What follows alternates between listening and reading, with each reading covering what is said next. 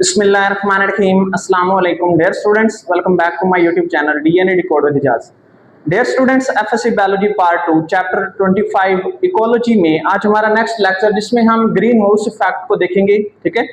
और उसके साथ साथ हम ग्रीन हाउस इफेक्ट्स जो हैं इनमें मेजर गैसेस जो हैं उनको डिस्कस करेंगे, जिसमें हमारे पास कार्बन डाइऑक्साइड आती है, ठीक है, मीथेन आती है, और उसके साथ साथ नाइट्रस ऑक्साइड, और नाइट्रस ऑक्साइड के बाद हमारे पास कौन सी है,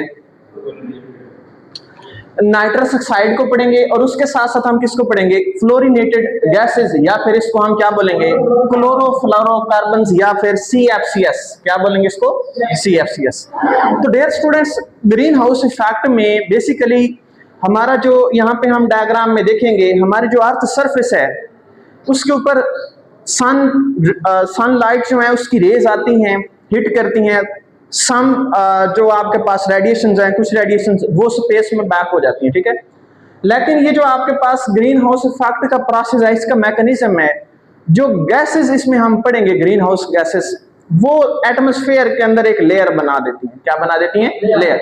अब उस लेयर में वो एक्ट करती है, एक्ट्स लाइक मिरर। ऊपर से सनलाइट की रेज, इसको समझे मैकेनिज्म को, सनलाइट की रेज आती हैं, उसको क्रॉस करती हैं, उस लेयर को नीचे आती हैं एटमॉस्फेयर से अर्थ सरफेस के ऊपर।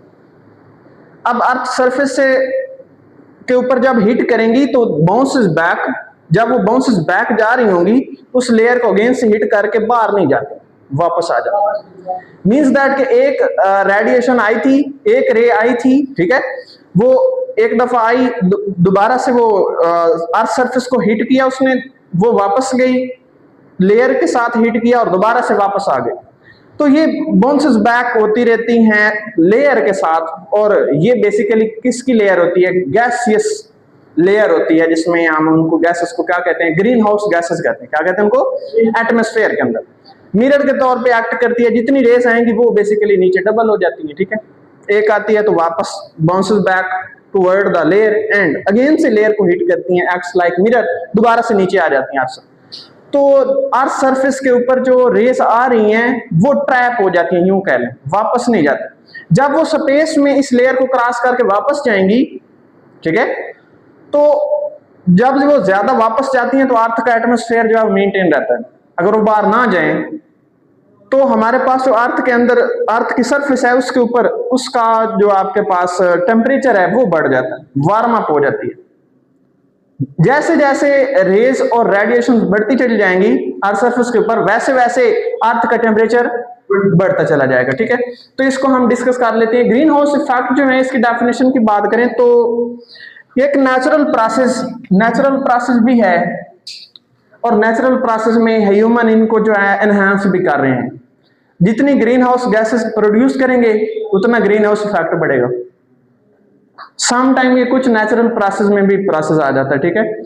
यहाँ पे एक नेचुरल प्रोसेस जिसमें गैसेस जो हैं अर्थ एटमॉस्फेयर के अंदर ट्रैप होती हैं, और ट्रैप किसको कर लेती हैं, बेसिकली हीट की रेडिएशंस को, जो कहां से आ रही होती हैं, सूर्य से आ रही होती हैं। कहां से आ रही होती हैं, सन से आ रही होती हैं, और वो अर्थ सरफेस के ऊपर जो है वो हीट करती रहती हैं बार बार। उस प्रोसेस को हम क्या बोलेंगे, ग्रीन हाउस इफेक्ट बोलेंगे। क्या बोलेंगे इसको, green house effect. Next day students, हमारे पास ग्रीन हाउस गैसेस में जो गैसेस ग्रीन हाउस इफेक्ट काज करती हैं, इनको हम, इन गैसेस को हम क्या बोलेंगे, ग्रीन हाउस गैसेस बोलेंगे। क्या बोलेंगे, GHGS, green house gases, green house gases.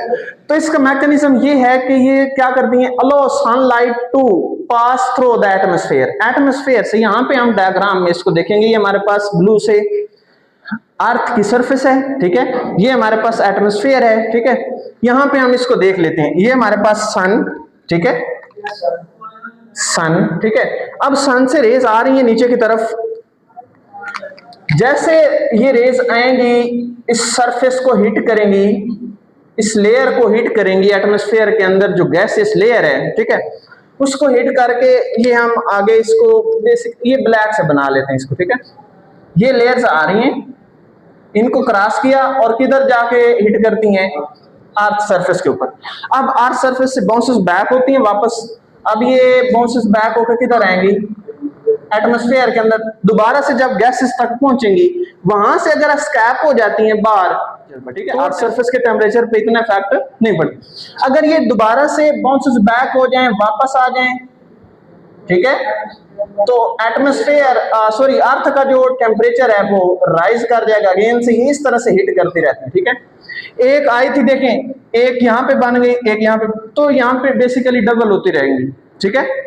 जो रेस आ रही हैं, जो रेडिएशंस आ रही हैं वो डबल होती है। यहाँ पे अगेन से एक और बना लें, यहाँ पे इसको क्रॉस किया इस लेयर को एंड इसके ऊपर हिट किया ऐसे, देन ऐसे, ठीक है। तो ये ऐसे जो है ये मूव करते रहेंगे, ठीक है, ओके। तो हमारा जो अर्थ सरफेस का टेम्परेचर है वो राइज करता रहेगा। इसके साथ हम लिख लेंगे sun radiations, rays are radiations, radiations. यहां पे कुछ जो है आपके पास ये रेज ये वापस बाउंस बैक हो जाती हैं। some rays enter in space, enter in space, okay. तो डियर स्टूडेंट्स यहां पे मैकेनिज्म में सनलाइट जो आ रही हैं उनकी रेस वो एटमॉस्फेयर के थ्रू जो है वो बेसिकली किधर जाती हैं, एटमॉस्फेयर को क्रॉस करके किधर आ रही होती हैं, अर्थ की लेयर के ऊपर। उसके बाद नेक्स्ट क्या होता है, prevent the heat from escaping directly back into space. ये जो डायरेक्टली बैक होती हैं यहाँ पे इसको दिया, देखें ये डायरेक्टली बैक हो गई ये लेयर, ठीक है। ये जो डायरेक्टली बैक हो रही है इनको प्रिवेंट कर देती है ये लेयर, वापस नहीं जाती, ट्रैप हो जाती है यूं कर लें, ठीक है। तो यहाँ पे क्या होगा, green house gases acts as mirror, किसके तौर पे काम कर रही होती है, सम टाइम मिरर के तौर पे। उसके साथ साथ एज ए रिजल्ट अर्थ जो है वो क्या हो जाती है, वार्म अप हो जाती है, ठीक है, to sustain enough to sustain life, इतनी वार्म हो जाती है कि लाइफ जो है वहां पे मुश्किल हो जाती है, ठीक है। तो next day students, increase in green house gases, gases जो हैं ग्रीन हाउस गैसेस वो इंक्रीज कैसे हो रही है, तो CO2 की कंसंट्रेशन बढ़ने की वजह से। जितनी कार्बन डाइऑक्साइड की कंसंट्रेशन बढ़ेगी उतनी ग्रीन हाउस गैसेस बढ़ेंगी, उतना ग्रीन हाउस इफेक्ट ज्यादा होगा। अब CO2 जो है ये बेसिकली एक ग्रीन हाउस गैस है, मेनली जो आपके पास ग्रीन हाउस गैस है उसको हम क्या बोलेंगे, CO2 बोलेंगे। क्या बोलेंगे, आगे हम पढ़ेंगे इसके अंदर। तो increase in CO2 concentration help to increase the green house gases, green house gases बढ़ेंगी। उसके बाद ह्यूमन की एक्टिविटीज जो है वो ग्रीन हाउस गैसेस को बढ़ा रही हैं, जिसमें आप फॉसिल फ्यूल्स को इस्तेमाल कर रहे हैं, ठीक है। फॉसिल फ्यूल्स में आपके पास इनकी कंजम्पशन जो है व्हीकल्स के अंदर हो रही है, ठीक है, इंडस्ट्रीज के अंदर हो रही है। यहाँ पे रनिंग मशीनरी चलाने के लिए, व्हीकल्स को ड्राइव करने के लिए, होम हीटिंग में आपके पास हीटिंग अप्लायंसेस आ जाते हैं, ठीक है ना, उनसे ये एग्जिट हो रही होती है। उसके साथ साथ जनरेटिंग इलेक्ट्रिसिटी बनाने के लिए भी आप हीट का इस्तेमाल करते हैं, फॉसिल फ्यूल्स का इस्तेमाल करते हैं। ये जो आपके पास स्टीम इंजन हैं उनको रेगुलेट करवाया जाता है, ठीक है, हीट के जरिए। उसके साथ साथ वो जो इंजन जब रेगुलेट करेंगे उनसे इलेक्ट्रिसिटी बनवाई जाती है जनरेटर के जरिए से। तो नेक्स्ट हमारे पास है एनहांस्ड ग्रीन हाउस इफेक्ट। जब ग्रीन हाउस इफेक्ट बढ़ेगा तो इसके इफेक्ट क्या होंगे, global causes the warming of earth surface का टेम्परेचर बढ़ जाएगा। उसके बाद negative impacts on environment, temperature बढ़ेगा तो एनवायरनमेंट के ऊपर इफेक्ट्स होंगे इनके बेसिकली, ठीक है। और यहाँ पे काजेस ग्लोबल वार्मिंग, ग्लोबल का मतलब क्या होगा, पूरी अर्थ सरफेस पूरी वर्ल्ड का टेम्परेचर जो है वो राइज कर रहा है, ठीक है, तो इसी की वजह से राइज करेगा। यहाँ पे हम पढ़ेंगे मेजर ग्रीन हाउस गैसेस और वो हमारे पास 4 हैं यहाँ पे, ठीक है। सबसे पहले कार्बन डाइऑक्साइड, देन मीथेन, उसके बाद नाइट्रस ऑक्साइड और फ्लोरिनेटेड गैसेस या फिर इनको हम क्या बोलेंगे, क्लोरोफ्लोरोकार्बन्स। तो सबसे पहले कार्बन डाइऑक्साइड की बात करें तो ये सिग्निफिकेंट मेन जो हिस्सा है ना, मेन जो ग्रीन हाउस गैसेस का पार्ट है वो कार्बन डाइऑक्साइड है, ठीक है। Release from the burning of fossil fuels, fossil fuel को बर्न किया जाता है तब ये बन रहे होते हैं, ठीक है, जैसे आपके पास फ्यूल्स, कोल, गैस वगैरह, ठीक है। और यहाँ पे ये आपने एमसीक्यूज माइंड में रखना है, कितने परसेंट ग्लोबल वार्मिंग में हिस्सा ले रही है कार्बन डाइऑक्साइड, 80%। कितना परसेंट, 80%, ओके। नेक्स्ट हमारे पास historical increase of carbon dioxide. Historical history में कार्बन डाइऑक्साइड आस्ते आस्ते से इंक्रीज हो रही है, ठीक है। और वो बेसिकली टेम्परेचर को भी बढ़ा रही है, ठीक है, ग्लोबल वार्मिंग होगा, टेम्परेचर बढ़ रही है, डेली बेसिस पे टेम्परेचर बढ़ रहा है। तो बिफोर इंडस्ट्रियलाइजेशन से पहले हमारे पास जो एटमॉस्फेरिक कार्बन डाइऑक्साइड थी वो कितनी थी? 280 पार्ट्स पर मिलियन, 280 पार्ट्स पर मिलियन, ठीक है। लेकिन अब जो आपके पास 2026 में आपके पास कार्बन डाइऑक्साइड की कंसंट्रेशन है, ये एमसीक्यू में पूछा जा सकता है, कितनी है? 428 पार्ट्स पर मिलियन, ठीक है। एंड सो ग्लोबल वार्मिंग है, जो आपके पास ग्लोबल टेम्परेचर है वो भी बढ़ रहा है, ठीक है। 1900 से आपका 1 डिग्री सेल्सियस एवरी ईयर बढ़ रहा है, एवरी ईयर बढ़ रहा है, लेकिन इससे भी ज्यादा बढ़ रहा है अब तो, ठीक है। तो यहाँ पे डियर स्टूडेंट्स आगे this increase in earth temperature, इसको हम क्या बोलेंगे? ग्लोबल वार्मिंग बोलेंगे। क्या बोलेंगे इसको? Global warming. Next dear students हमारे पास आते हैं मीथेन। मीथेन को CH4, ये भी CH4 गैसेस जो है ये आपके पास ये ग्रीन हाउस गैसेस कहलाती है, ठीक है। ये प्रोड्यूस कैसे होगी? Production of coal and gas, उसके बाद लाइव स्टॉक वेस्ट वगैरह अगर आप बर्न करते हैं तब ये, ठीक है। उसके बाद एग्रीकल्चर प्रैक्टिसेस और एक्टिविटीज के जरिए से भी ये इमिट हो रही होती है। और उसके बाद नाइट्रस ऑक्साइड की बात करें N2O की, तो डियर स्टूडेंट्स ये इनके रिसोर्सेज कौन से हैं? सोर्सेज इनके एग्रीकल्चर एक्टिविटीज और इंडस्ट्रियल एक्टिविटीज, इंडस्ट्री से और एग्रीकल्चर प्रैक्टिस से बेसिकली ये रिलीज हो रहे होते हैं, ठीक है।